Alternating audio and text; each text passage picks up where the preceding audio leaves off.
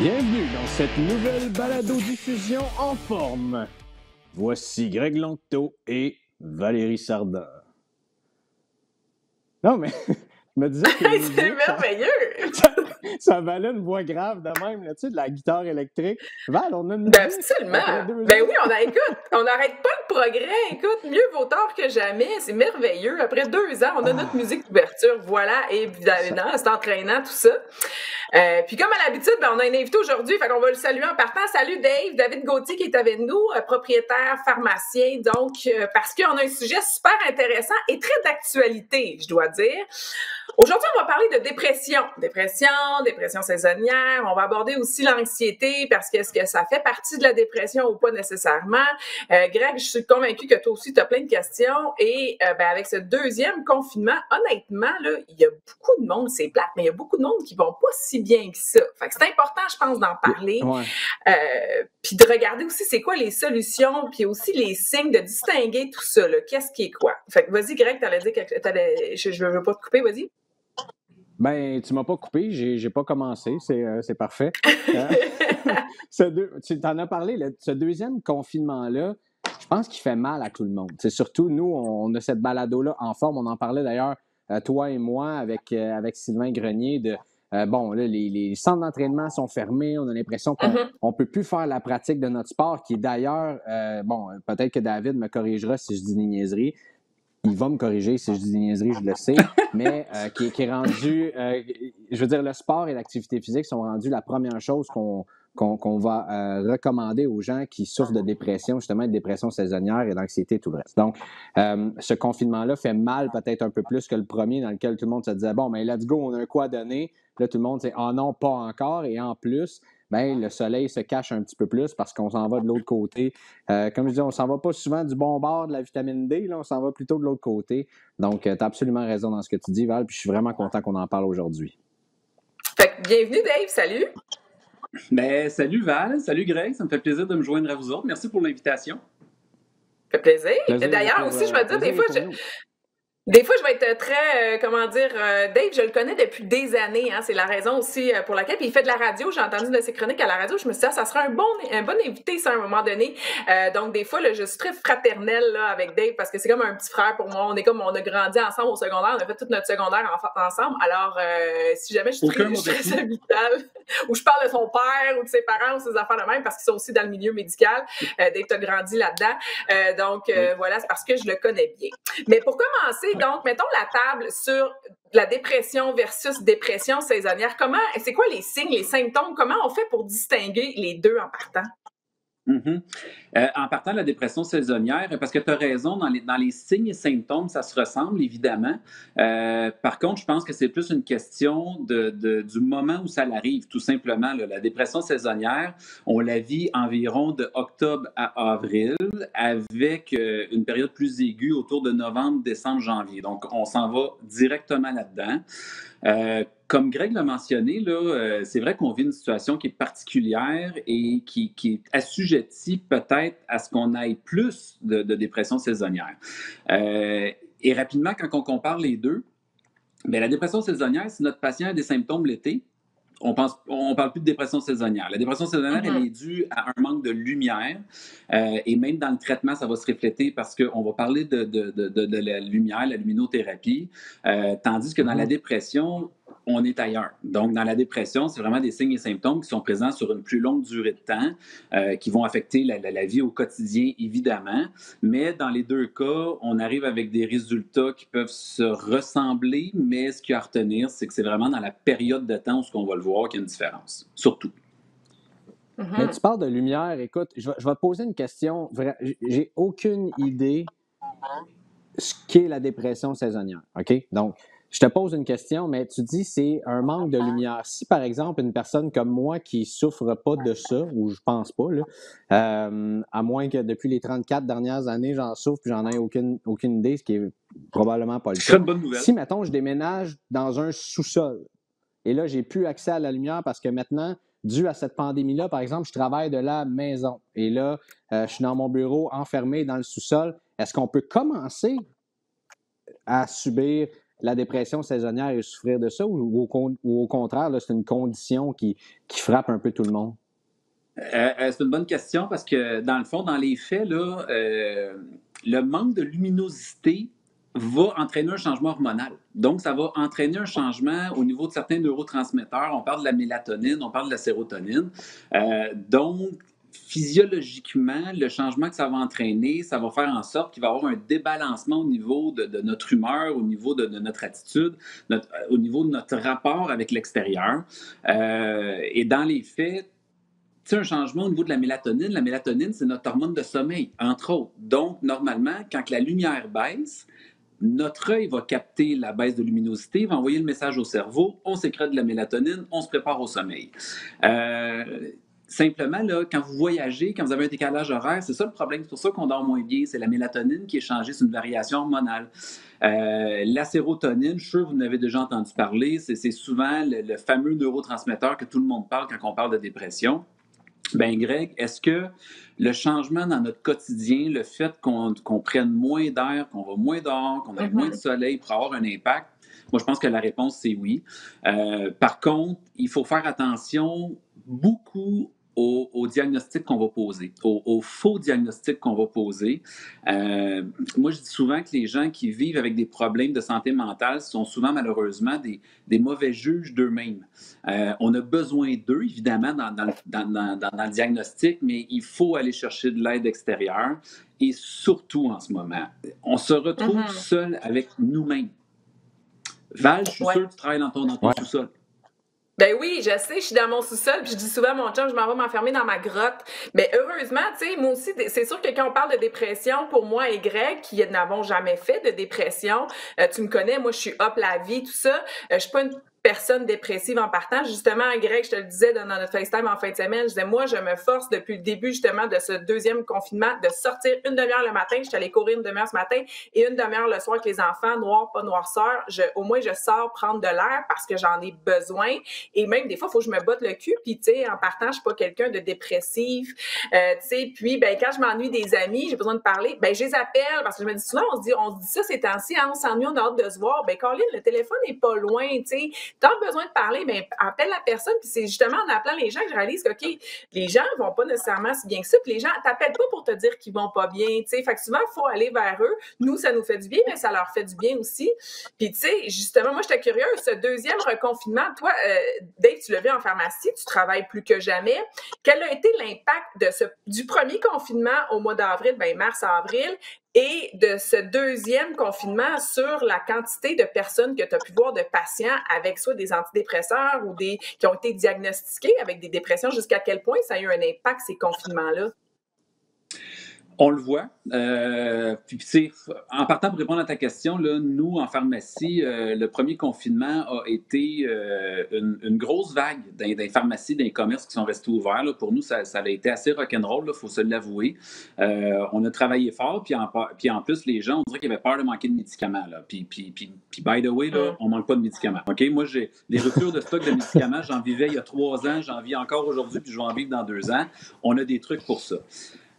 Par rapport aux gens qui souffrent de maladies mentales, d'anxiété, de dépression, écoute, c'est drôle, là, cette semaine, je lisais une étude qui a été faite par une compagnie d'assurance qui disait qu'en date d'aujourd'hui, il y a eu 20% de plus de réclamations d'antidépresseurs en date d'aujourd'hui versus l'année passée, à la même période. 20%. Et en septembre... Ah non, c'est énorme, là. Wow. Et en septembre dernier, on avait couvert, cette compagnie-là avait couvert les mêmes frais en maladie mentale, de médicaments maladie mentale, que l'année passée au complet. Donc, l'année n'est pas terminée. Pour moi, il y a 2 choses là-dedans.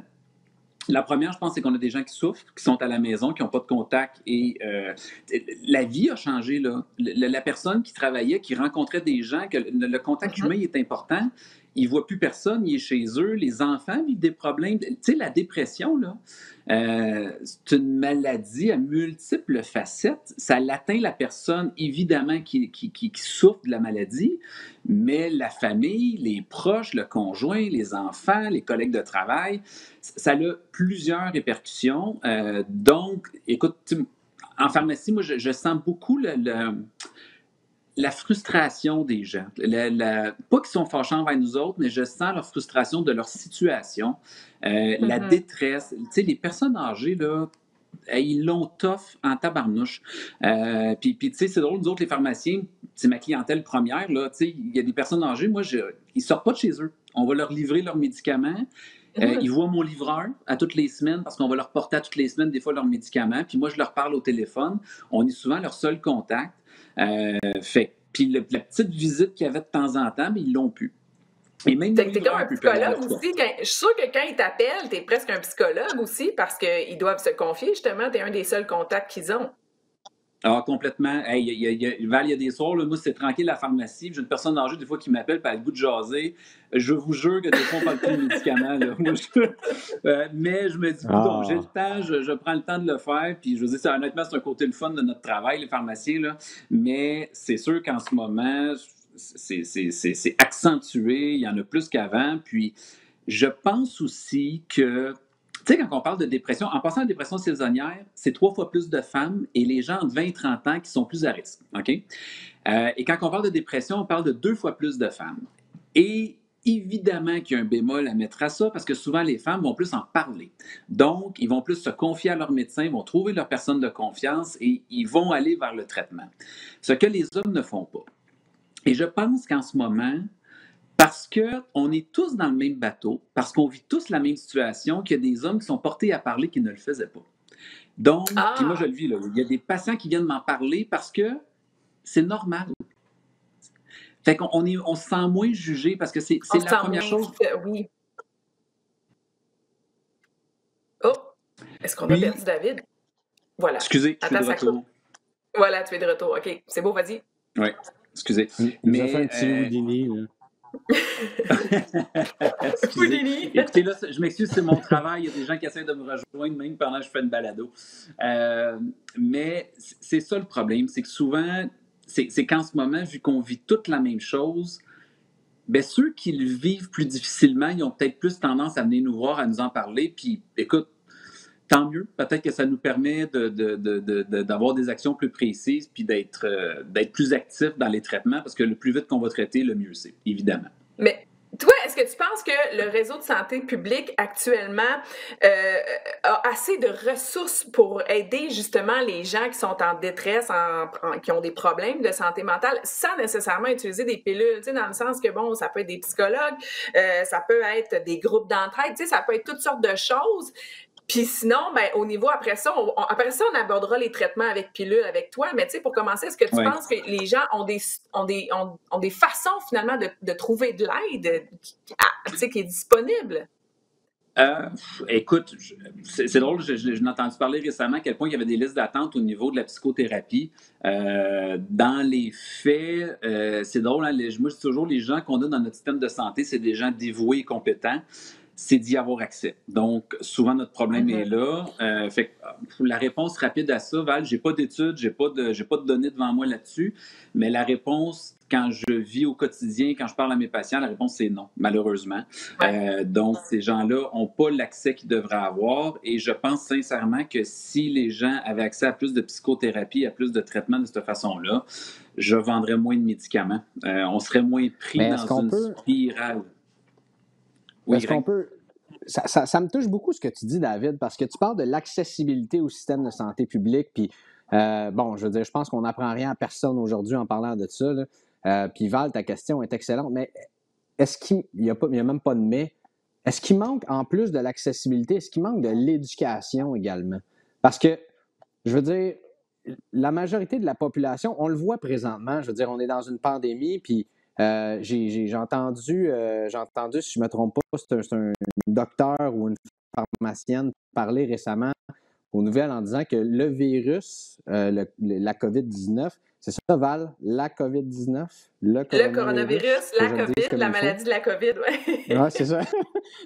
Est discriminatoire en ce sens où, c'est un virus qui va attaquer les gens un petit peu plus vieux, les gens qui sont un petit peu moins en santé également. Donc, lorsqu'on commence à subir justement ces effets de dépression, la dépression saisonnière, qu'on commence à filer moins bien, est-ce qu'on devrait plutôt être au courant de ce qu'on doit faire par nous-mêmes pour s'aider de manger moins de nourriture, par exemple? Je veux dire, faire de l'effort physique, de bouger, au lieu de, tu sais, tu l'as dit, la mélatonine, par exemple, c'est d'avoir un sommeil, de couper sur le sucre, des trucs comme ça, avant de se dire, bon, ben, mon réflexe, ça va être de me dire, j'ai absolument besoin de médicaments, tu sais, puis là, peut-être que tu vas me trouver un petit peu naturopathe, je veux dire, holistique sur les bords, là, puis c'est pas ça mon intention, mais c'est plutôt de se dire, mais comment moi, je peux m'aider avant de me dire, ben, je suis sur une liste d'attente en psychothérapie, parce que là, je veux dire, on n'a pas le temps d'attendre, là, je veux dire, si on a besoin d'aide, et on a des ressources nous-mêmes qu'on peut faire, puis ça peut commencer par aller prendre une marche, puis pas manger le McDonald's pendant une semaine, tu sais. C'est quoi, Greg? Tout est dans le diagnostic. À vrai dire, c'est que le terme dépression peut souvent être utilisé à tort. OK? C'est-à-dire que quelqu'un peut mal filer, on se lève le matin des fois, là, puis on a le blues un peu, là, c'est pas une bonne journée. Dans ce temps-là, de sortir dehors, de faire de l'activité, oui, il faut le faire. La dépression, c'est une maladie. Donc, parce que tu as tout à fait raison qu'il faut s'éduquer puis il faut aller cogner aux bonnes portes pour mieux se comprendre. À partir du moment qu'on a un diagnostic qui est juste, c'est-à-dire que quelqu'un qui souffre de dépression, il faut guérir la dépression. Donc, au même titre que si tu te cassais le bras, ben on va aller probablement mettre un plâtre, puis après ça, on va faire de la physio, puis peut-être que si le fait de se casser le bras a un impact sur les activités quotidiennes, ben on va aller travailler là-dessus pour être sûr que la personne n'ait pas de dommages collatéraux. Ben, la dépression, c'est la même chose. La dépression, là, il y a des facteurs biochimiques, il y a des facteurs génétiques, il y a des facteurs environnementaux, et on a la belle preuve, là. Les facteurs environnementaux, on les a en pleine face en ce moment. À partir du moment qu'on a un bon diagnostic, on va avoir le bon traitement. Fait que c'est. Mais tu as tout à fait raison. C'est drôle, je fais le parallèle avec le diabète. Là. Les gens qui souffrent de diabète, je leur dis toujours, il faut que vous deveniez les meilleurs en diabète. Si vous êtes les meilleurs en connaissance de diabète, vous allez être un bon patient puis vous allez bien vous guérir, tout simplement. Ça, c'est très, très bien. En fait, c'est merveilleusement dit.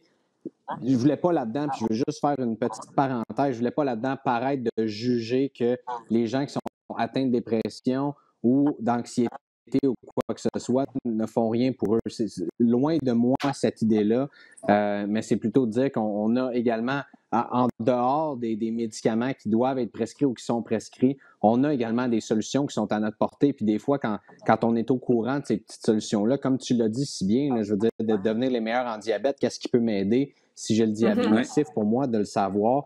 Je veux dire, on a les mois dans plusieurs balades, notamment pour Belle Cause, pour la cause, là, de santé mentale. Puis je voulais juste pas, si jamais quelqu'un nous écoute qui pense que c'était un jugement que j'apporte, c'était plutôt un regard critique sur justement le système de santé présentement, comme tu as dit, d'accessibilité, de se dire que justement, qu'on pourrait peut-être mettre un petit peu plus la lumière pour les gens, de dire, regardez, aidez-vous, là, voici peut-être des trucs qu'on peut faire à la maison pour s'aider, que ce soit même de méditer 10 minutes par jour, tu sais. Mais tu sais, Dave, tu le dis, une fois qu'un diagnostic est posé, bon, quelqu'un qui ne se reconnaît pas, à chaque fois se lève le matin, il n'a aucune motivation, toujours fatigué, donc ce sont tous évidemment des symptômes de dépression ou dépression saisonnière. Une fois que le diagnostic est posé, est-ce que les gens devraient avoir peur de consommer des antidépresseurs? Comment ils doivent aborder finalement les antidépresseurs, puis de quelle façon est-ce que toi, tu proposes ça aussi à tes clients? Parce qu'il y en a beaucoup qui ont peur aussi de ça, puis de s'embarquer là-dedans, là. Ah, complètement. Hey, Val, premièrement, là, quelle belle question, et ton commentaire, il est juste, là. À vrai dire, là, c'est que les antidépresseurs, moi, je dis toujours une chose, c'est que commencer quelque chose n'est pas une fin en soi. Donc, et comme je disais tantôt, si on a le bon diagnostic, on va avoir le bon traitement. Donc, si on essaye une molécule, le fameux start slow, go slow, là, donc on commence doucement, on augmente doucement. Le médicament, tu sais, tantôt je vous parlais de neurotransmetteurs, il faut comprendre une chose, et je le redis, c'est quelque chose qui est neurochimique, qu'il faut aller guérir au même titre que le bras cassé. Donc, le médicament va aider à ce niveau-là. Et le fait de prendre un médicament comme antidépresseur, ça ne veut pas dire que vous allez rester là-dessus pendant 5 ans, pendant 10 ans. Donc, j'ai des patients, moi, qui vont le prendre pendant 1 an. avec la psychothérapie, on va réussir à régler notre problème et à passer à autre chose. Puis, il y a des gens qui, à un moment donné, quand ça fait 8 ans, 9 ans, des fois, écoute, des fois, je me fais dire, là, David, enlève-moi pas cette petite dose-là, ça va bien, je me sens bien. Le but de l'exercice, c'est de s'aider, c'est pas de se nuire. Et des molécules antidépresseurs, il y a 2 choses. Premièrement, j'en ai beaucoup. Évidemment, donc des options de traitement, là, en voulez-vous, en voilà. Donc, ce n'est pas parce que ça va pas bien avec quelqu'un puis une molécule que ça va pas bien aller avec l'autre. Alors là, le jeu de comparaison, c'est la première chose à éliminer. Donc, faut pas se dire ma belle-sœur a essayé telle molécule, ça n'a pas marché, ça marchera pas. Ça, d'emblée, il faut se le dire. Et dans tous les traitements qu'on va essayer, je suis certain, là, vous avez probablement déjà pris un médicament et on vous a parlé d'effets secondaires. Hein? C'est sûr? C'est ça, c'est sûr. Les effets secondaires, c'est un jeu de pourcentage. Donc, je vous donne un médicament, vous avez 4 % des chances, exemple, d'avoir la bouche sèche, bien, vous avez 96 % des chances de ne pas l'avoir. La liste peut être très longue d'effets secondaires, mais encore là, c'est un jeu de pourcentage. Donc, il y a des gens qui prennent une molécule qui ont beaucoup d'effets secondaires. Dans ce temps-là, on change.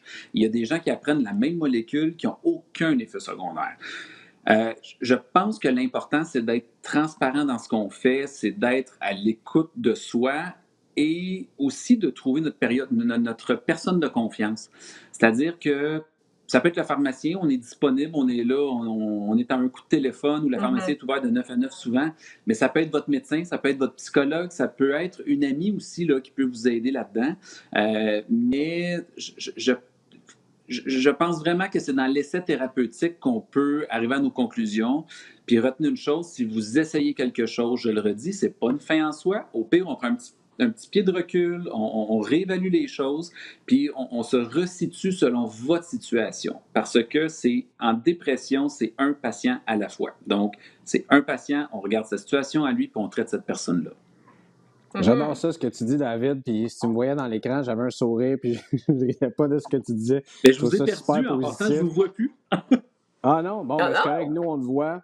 Nous, on te voit. L'important, c'est qu'on s'entende tous, mais j'avais ce grand sourire que, bon, encore une fois, on en a parlé souvent dans la balado, mais j'ai eu un diagnostic d'hypothyroïdie sévère au début de qui est arrivé, puis justement, lorsqu'on m'a dit, ben tu vas devoir prendre un médicament, et moi, ben c'est à vie, en fait, là, je dois rester sur le Synthroid à vie, comme beaucoup de gens dans la société, d'ailleurs, réellement, je le sais.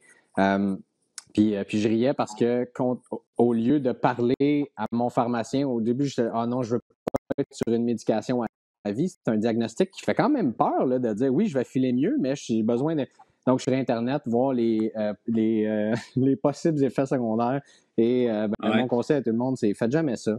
Hein? Faites ça parce que allez voir les effets secondaires. Une game de probabilité, comme tu dis. Ah non, tu fais jamais ça. Là, tu as une liste interminable, puis là, tu fais juste scroller sur ton téléphone avec ton doigt de ce qui est possible d'arriver. Tu dis, mon Dieu Seigneur, non, je vais juste parler à mon pharmacien, ça va être bien correct. J'en ai jamais eu d'effets secondaires, donc c'est absolument magnifique. Là. Puis je me sens beaucoup mieux aussi. Là. Puis tu sais, dans les faits, là, Greg, je veux dire, il y a une chose qu'on est sûr scientifiquement qui fonctionne, c'est l'effet placebo. Donc, si on regarde un effet secondaire, si on y croit, ça se peut qu'on l'aille. Donc, faut faire extrêmement attention. Non, ça faut pas. En tant que gars qui est à moitié hypocondriaque, faut pas que tu me dises ces affaires-là. Non, mais super intéressant cette discussion-là, mais je veux parler aussi d'anxiété parce que oui, troubles de santé mentale, tout ce qui est dépression, mais moi là, tu sais, encore une fois, je suis pas une fille très anxieuse, j'en ai fait un peu de l'anxiété, mais tu connais Dave, ma meilleure amie qui est Katou, qui est la fille la plus anxieuse au monde, puis là c'est drôle parce que depuis le début du confinement, c'est comme si ça fait tellement des années qu'elle travaille sur son anxiété, puis là pour la première fois, elle évidemment est dans le public, ben là elle voit tellement de gens qui font de l'anxiété, qui lui en parlent, puis elle dit wow, pour la première fois les gens comprennent comment je peux avoir mal en dedans, puis on dirait que là, on n'en fait plus d'anxiété. Elle en fait beaucoup moins, elle le gère beaucoup mieux, et évidemment, ben, elle trouve toujours les bons mots pour diminuer l'anxiété parce qu'elle en a tellement fait, elle a tellement travaillé sur elle-même.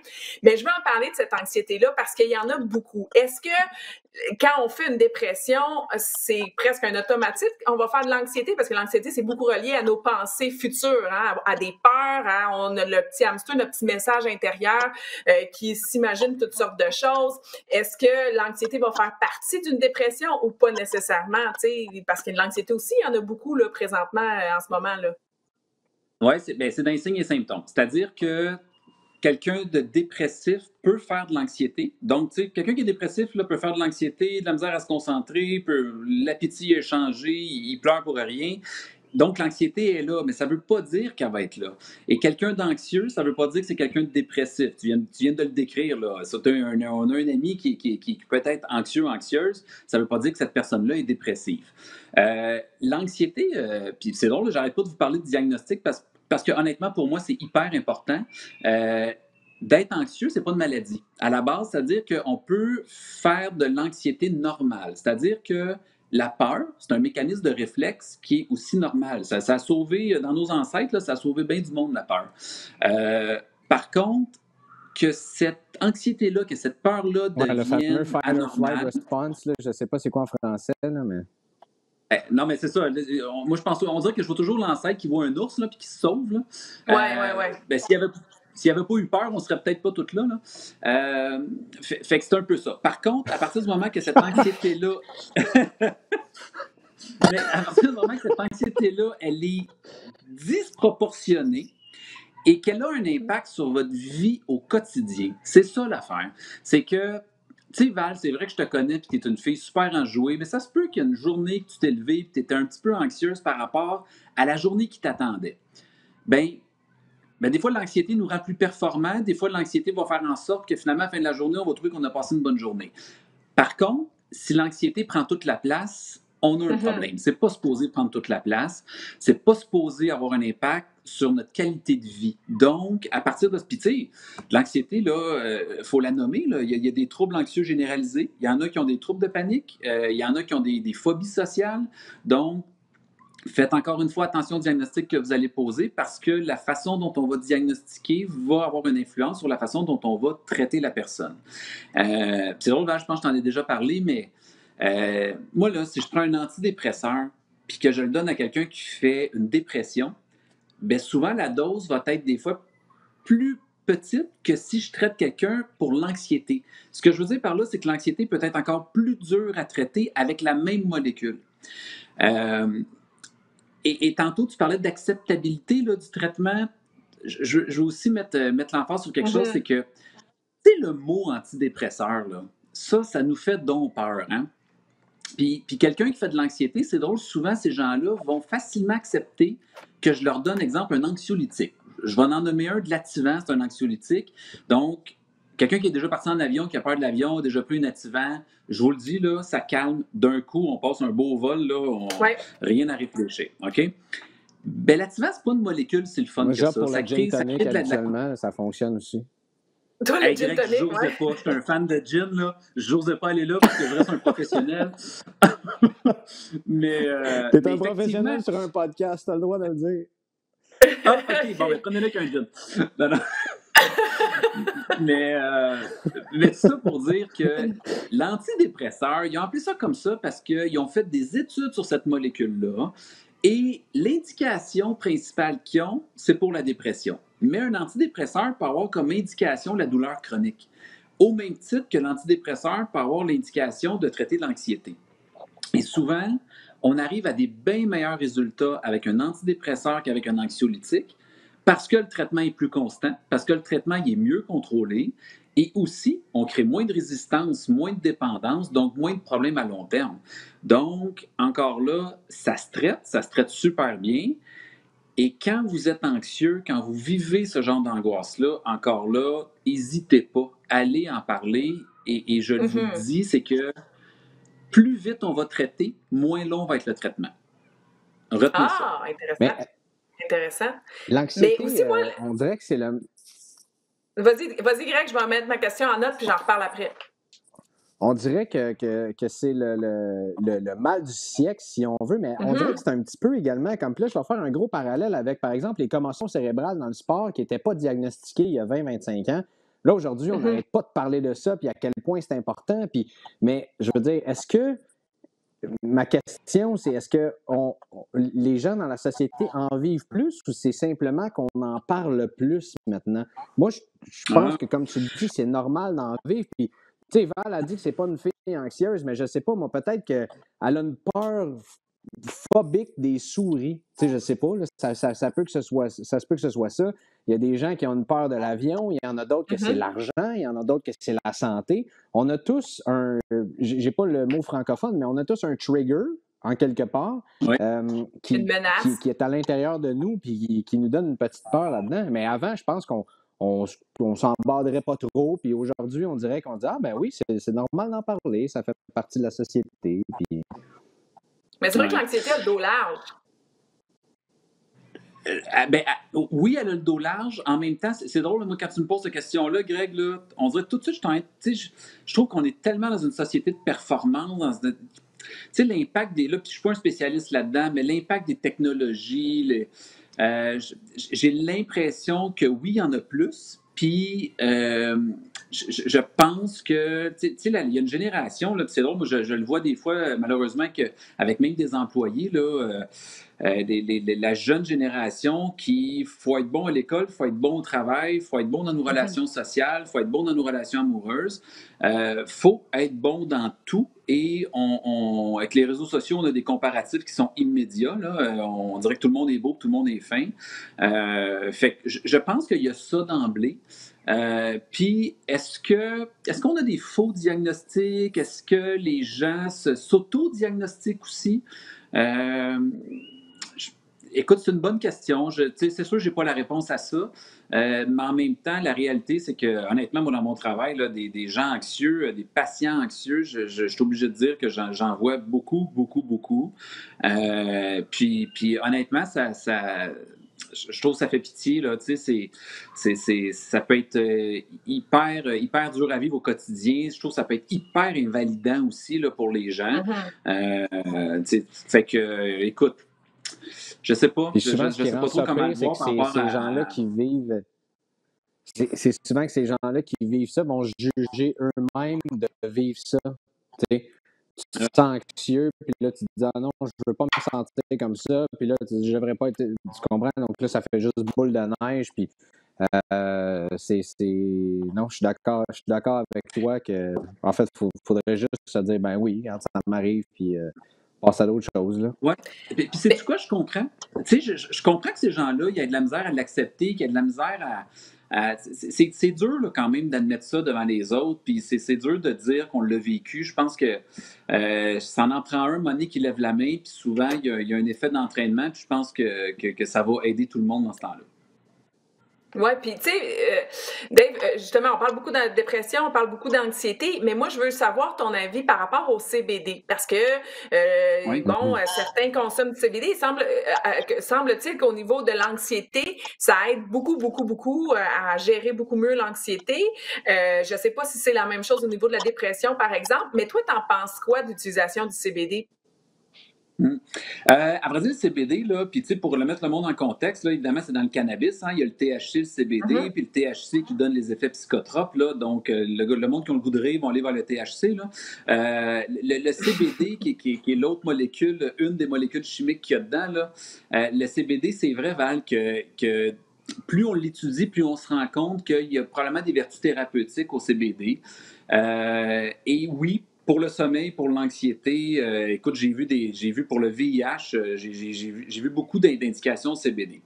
La chose que je pense qu'il faut faire attention, c'est qu'il faut aussi que ça soit bien dosé du CBD. Donc, tantôt je parlais du Start Slow, Go Slow, là, ben, le CBD, c'est ça aussi. J'ai participé à une conférence il n'y a pas si longtemps qu'un médecin spécialiste là-dedans et qui expliquait justement que même quelqu'un qui va aller avec des gouttes de CBD, ben, on y va doucement, on augmente doucement et on évalue doucement surtout, puis on fait un suivi. Et c'est ça qui manque présentement. C'est-à-dire que les gens qui vont se présenter à la SQDC, le conseiller à SQDC, il peut difficilement dire, je pense qu'il n'a même pas le droit de dire de parler d'indication thérapeutique. Par contre, il connaît son produit, donc il sait dans quel produit il y a plus de CBD, moins de THC, parce qu'en passant, il faut du THC pour activer du CBD. Donc, il y a un jeu de concentration, donc il ne faut pas beaucoup de THC pour ne pas aller chercher les effets psychotropes du THC, mais il en faut un petit peu pour, excusez l'expression, mais kicker in finalement le CBD. Et le problème qu'on a, c'est que avec du CBD, Val, j'ai déjà répertorié, moi, au-dessus de 1000 interactions médicamenteuses. Donc, les gens qui prennent des médicaments qui atteignent le système nerveux central, donc c'est drôle, on parle de dépression, on parle d'anxiété, donc tous mes patients qui prennent ce type de médicaments-là pourraient avoir une interaction avec le CBD. Ce que je vous conseille, c'est que si vous allez chercher un produit comme... c'est quoi, ça, une interaction avec le CBD? Ça rend d'autres mots? Ben, écoute, une interaction, ça veut dire que le médicament, le CBD pourrait faire en sorte que vous allez augmenter l'effet de votre médicament, diminuer l'effet de votre médicament ou avoir un effet secondaire que vous n'étiez pas supposé avoir. Donc, c'est comme si deux molécules allaient plus ou moins bien ensemble. OK? Tu veux pas ça. En gros, tu veux pas ça. Non, tu veux pas ça. Et puis, tu sais, en passant, là, nous autres, les pharmaciens, c'est notre job première, là, c'est les interactions, parce que souvent, on est les seuls à avoir complètement le dossier pharmacologique du patient. Là. Le patient va aller voir son médecin de famille, il va aller voir un spécialiste, puis il va aller voir le gars à la SQDC. Personne, souvent, le dossier au complet. Fait que moi, ils viennent me voir, puis moi, j'ai toute l'info. Alors, je conseille souvent aux gens, puis mes patients le font, là, puis je trouve ça super intéressant, c'est qu'ils m'amènent leurs produits de la SQDC, puis ils me disent, ben David, j'ai ça, ou je pensais acheter ça, c'est-tu correct? J'ai-tu le droit de le prendre? Puis, moi, je le note à leur dossier qu'ils le prennent, parce que c'est hyper important, non seulement pour moi, pour pouvoir faire un bon suivi avec mon patient, mais je trouve que c'est encore plus important, c'est que, exemple, si mon patient va chez son médecin, puis que moi, je transmets le dossier pharmacologique, le médecin, il le sait. Oui, mais oui, parce que on sait que ça peut marcher. Fait que si ça marche, ne doublons pas les traitements, ne triplons pas les traitements, allons-y avec la molécule la plus efficace, mais il faut être prudent. Honnêtement, le message à retenir, c'est oui, mais allez-y avec prudence, allez-y doucement, puis essayez d'aller chercher de la bonne information pour être certain que l'utilisation que vous allez en faire va être sécuritaire. Est-ce que c'est la même chose que les médicaments? C'est pas une fin en soi. Si, mettons, le CBD, tu vois que ça te fait du bien puis que tu vas mieux, mais ça veut pas dire que tu vas en prendre toute ta vie non plus nécessairement. C'est le temps que ton anxiété ou peu importe ton bobo, c'est un peu mettre un plaster sur le bobo, le temps que le bobo guérit, puis après ça, on enlève le plaster. Tu sais, c'est un peu ça. Ben absolument. Puis comme je disais, le CBD, on manque un peu de données scientifiques. Hein? Fait que je pense que d'y aller doucement, puis d'y aller avec un symptôme, puis d'essayer de voir si ça nous aide, c'est correct, mais encore là, c'est ça. C'est d'y aller doucement, puis je pense que c'est drôle, hein? Le suivi est tellement important. Qu'on parle de dépression, qu'on parle d'anxiété, n'importe quoi, le suivi reste pour moi la clé du succès parce que c'est ce qui va nous permettre de nous ajuster puis d'être certain que notre patient est bien, tout simplement. C'est vraiment intéressant ce que tu dis, d'être responsable là-dedans puis d'aller le montrer à son pharmacien pour être certain que ça puisse nous aider, pas faire le contraire parce que là, bon, on sait que en ayant la SQDC qui est ouverte, en ayant la SAQ qui est ouverte également, et les centres d'entraînement qui sont fermés, ben on a pas tendance à se tourner vers j'essaie pas d'être trop critique envers ce qui se passe présentement, mais on peut se tourner peut-être plus vers la SQDC puis la SAQ pour justement se donner un petit baume, là, puisque justement, ben, on n'a plus nos environnements sociaux puis nos environnements sportifs. Là, puis tu sais, c'est intéressant ce que tu dis aussi, les suivis, parce qu'il y a tellement en tout cas, moi, j'ai tellement d'histoires de personnes que je connais qui ont été, mettons, voir un psychothérapeute. Bon, la psychothérapie fait du bien. Il y a aussi, avec ça, par exemple, un diagnostic qui a été établi de dépression. Il y a une prescription. Il y a des antidépresseurs qui ont été donnés pendant 3 mois, pendant 6 mois. Mais après ça, il n'y a plus de suivi du psychothérapeute. Il n'y a plus de suivi du pharmacien. La personne retombe à ce moment-là en dépression. Puis elle, si elle va pas chercher de l'aide, ben des fois, ça se finit mal, là. Tu sais, ça se finit pas comme on l'aurait souhaité, puis c'est pas ça qu'on veut. On veut justement que la personne soit capable de reconnaître que c'est encore des symptômes de dépression, puis qu'il faut qu'il y ait justement un suivi qui soit fait, parce que c'est difficile pour une personne, j'imagine, qui est malade, qui a des problèmes de santé mentale. Déjà, c'est difficile d'aller chercher de l'aide. De penser à faire un suivi quand elle reconnaît ces symptômes-là, c'est aussi quand même une charge à lui demander. Donc, qu'un professionnel fasse un suivi, c'est tellement essentiel et important. Fait que chapeau à toi qui le fais parce que tu te prends honneur de le faire puis tu sais que c'est important, mais ça ne veut pas dire que nécessairement, automatiquement, les professionnels ont le réflexe de le faire, mais je pense que c'est essentiel de le faire, ouais. Oui, puis bravo, je reprends la balle au bon, Val. Là, en passant, nos patients qui sont en dépression, les études ont clairement prouvé aussi que la meilleure combinaison pour s'en sortir, c'est de combiner justement l'antidépresseur avec la thérapie.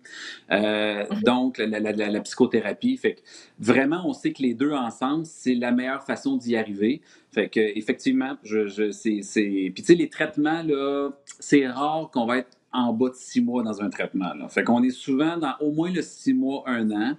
Donnons-nous la chance de guérir finalement, puis tu as fait raison, le reste, je pense, c'est dans le suivi qui est adéquat. Puis faites de l'exercice physique, essayez de sortir, prendre de l'air. C'est important, là, vraiment, là, parce que tu as beau... Est-ce que tu en as des histoires comme ça? Mais en passant, l'exercice physique, là, puis c'est le fun, là, votre podcast, là, il fait honneur à ça, là, puis moi, là, tout ce que je lis sur la dépression, là, c'est toujours marqué à quelque part, là, sortez dehors, prenez de l'air, la dépression saisonnière, là, on parlait de luminothérapie, là, la luminothérapie, c'est d'avoir une lampe une demi-heure le matin qui nous donne la lumière du soleil. OK, fantastique, mais sortez dehors aussi, prenez une demi-heure, prenez 1 heure, allez marcher dehors, allez courir dehors. Moi, je vais prendre mon petit gars, là, puis je vais aller dans le rond-point avec mon fils, puis on va jouer à quelque chose. Ben, ça fait tellement du bien. Des fois, on se sent fatigué. Ben, le fait de prendre de l'air, ça fait du bien. Let's go. Ouais. On fait de l'exercice. C'est un remède fantastique. Est-ce que toi, tu en as vu des histoires comme ça, des gens qui te parlent, je veux dire, qui se confient à toi? Est-ce que tu en as justement qui ont fait... tu parles du duo, d'avoir la bonne médication avec une thérapie, mais aussi qui ont ajouté du sport là-dedans maintenant, qui disent, bon, ben justement, grâce au sport, grâce à la thérapie, j'ai pu délaisser cette médication-là et je me sens tellement mieux et j'ai ajouté du sport dans mon... là, je n'essaie pas d'être l'avocat du sport et de dire que tout est tout le temps rose puis c'est juste ça qu'il faut faire dans la vie non plus, mais juste peut-être si tu as eu des exemples, toi, des cas, là. À vrai dire, tu as tout à fait raison, Greg. À vrai dire, là, j'ai même moi des patients qui me disent « je vais bien parce que je fais du sport ». Fait que, tu sais, c'est drôle, hein, même moi, dans mon quotidien, là, des fois, je me dis je travaille beaucoup, sauf que la game de golf que je m'en vais jouer, elle me fait tellement du bien qu'on dirait que ça te permet de passer à autre chose. Fait que oui, le sport est excessivement important tant qu'à moi. Il faut changer d'idée, il faut sortir, puis surtout en ce moment, là, trouver un moyen de s'échapper, de changer d'idée. Moi, ce que je trouve qui est difficile en ce moment, c'est que je vais faire un parallèle avec les vacances. Tu sais, quand que vous savez que vous avez des vacances qui s'en viennent, psychologiquement, ça fait du bien. On sait que ça va finir, puis on sait qu'on va aller se reposer. Présentement, on ne le sait pas. On ne sait pas quand est-ce que ça va finir. Donc, le COVID, on est pris dedans, on est un peu dans un monde parallèle et on ne sait pas quand est-ce que ça va aller mieux. Donc, c'est ça qui est difficile. Fait qu'en attendant, là, au-delà des traitements, au-delà de tout ça, ben oui, sortez dehors, faites de l'exercice, faites du sport, trouvez quelque chose que vous aimez. Mon Dieu, moi, j'embarque là-dedans à 100% parce que j'ai comme l'impression, malheureusement, qu'on en a pour un petit bout, là. Je ne veux pas être négatif, là, mais... il le dit, même aujourd'hui, là, c'est sûr que ça... Même quand il y aura un vaccin qui va sortir, on dit le fameux vaccin, mais on s'entend que les populations les plus à risque vont l'avoir en premier. Je veux dire qu'avant que le vaccin soit à très grande échelle, ça ne sera pas avant l'été prochain. Ça ne veut pas dire qu'on va rester confiné comme ça non plus. Sauf que ça ne sera pas d'ici le 28 octobre, on s'entend là, que les rassemblements vont avoir le droit, qu'on va avoir une vie sociale normale. La normalité de la vie ne reviendra pas de sitôt. Donc, je pense que c'est important, comme tu dis, de trouver des façons, des échappatoires, que ce soit d'aller courir, que ce soit de faire un casse-tête pour se vider l'esprit. Là, j'enlève le sport de ça si tu n'es pas quelqu'un de sportif, mais d'aller marcher son chien, de trouver une façon justement de prendre l'air, de changer les idées, d'essayer de faire le vide. Aussi, juste écouter de la musique. Il y en a pour qui écouter de la musique, c'est ça sécrète les hormones du bonheur. Ben, il faut trouver son petit bonheur, puis c'est de toute façon, justement, apprécier ce qu'on a au lieu de rêver à ce qu'on n'a pas, voir le bon côté de qu'est-ce qu'on a présentement. Comme moi, le télétravail, oui, il y a ses mauvais côtés, mais il y a certains bons côtés, ben, j'essaie de me concentrer là-dessus. Puis son petit message interne, justement, le petit hamster qui nous parle en dedans, ben, d'essayer de nous faire raisonner qu'à un moment donné, effectivement, on ne sait pas c'est quand, mais il faut garder la tête hors de l'eau pendant ce temps-là. Puis je pense que ça va bien aller, hein, comme on dit. Le fameux arc-en-ciel. J'aime ça, ce que tu dis. Puis, si je fais un parallèle avec ce que David a dit puis ce que tu dis, Val, si on essaie de le voir qu'on veut se donner des vacances à chaque jour, tu sais, pour moi, c'est d'aller courir. Pour moi, c'est mon moment d'exercice physique. Je veux dire, tu l'as dit, Val, ça peut être un casse-tête, ça peut être même, tu sais, pour certaines personnes, ça peut être de jouer aux jeux vidéo pendant une couple de minutes. Là, je veux dire, ça peut être ça, de se dire, je me donne une petite vacance par jour. Faut juste pas que ça s'arrange et qu'à chaque jour, ça soit un pot d'Haagen-Dazs avec un Big Mac. Là, je veux dire, là, on s'en sortira pas trop. Mais si on essaie de se trouver une petite vacance chaque jour, quelque chose qui nous fait plaisir, je pense qu'on va... Ben oui, exactement. On va se maintenir. On va se maintenir avec quelque chose de pas pire. Là. Ben merci en tout cas de ces précieux conseils parce qu'honnêtement, je pense qu'il y en a beaucoup, Dave, qui vont bénéficier de cet entretien avec toi. Puis on a démystifié toutes sortes de choses autour de la dépression saisonnière, aussi la façon de le traiter. Je pense que tu as rassuré aussi peut-être beaucoup de personnes. Et puis, c'est justement le fun parce que cette balado-là, elle est intemporelle parce que la dépression, on n'est pas les premiers à en avoir. Vous n'êtes pas les premiers, vous n'êtes pas les derniers non plus. Je pense que ça fait partie du quotidien, justement avec ta pression, le stress de nos vies quotidiennes aujourd'hui, le fait de toujours vouloir performer. Puis personne n'est à l'abri de ça non plus. Tu sais, moi, je dis, je te up la vie, je suis pas trop dépressive. Ça veut pas dire que j'en ferai jamais une dépression, puis j'en suis consciente. Tu sais, puis il y a des choses de la vie aussi qui sont hors de notre contrôle, des fois, qui nous prennent par surprise, puis qui frappent plus fort que ce qu'on l'aurait pensé.